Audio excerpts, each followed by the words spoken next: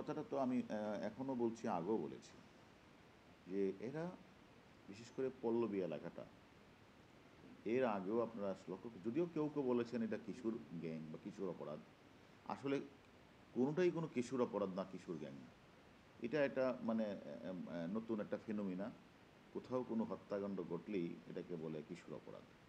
কিন্তু পল্লবী যে ফয়সাল হত্যাকাণ্ড এটা হয়েছে, এটা কিন্তু আপনারাই বলেছেন প্রত্যেকের বয়স কিন্তু 28, 29, 30, এবং সেখানে আমরা সবাইকে গ্রেপ্তার করেছিলাম এবং সবাই তারা আদালতে স্বীকারোক্তিমূলক জবানবন্দি দিয়েছেন।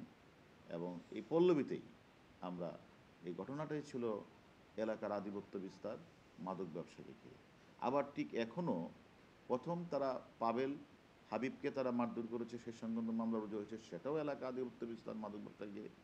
আবার পাবেল যখন বের হয়ে জেল থেকে বের হয়ে আসলেন, আবার হাবিব সহ অন্যান্য আসামিরা তাকে হোন্ডা যোগে তাদের আবার যেত পরিচয় শরীয়তকে হত্যা করেছে, সেটাও কিন্তু এলাকার আধিপত্য বিস্তার এবং মাদক ব্যবসাকে ঘিরে।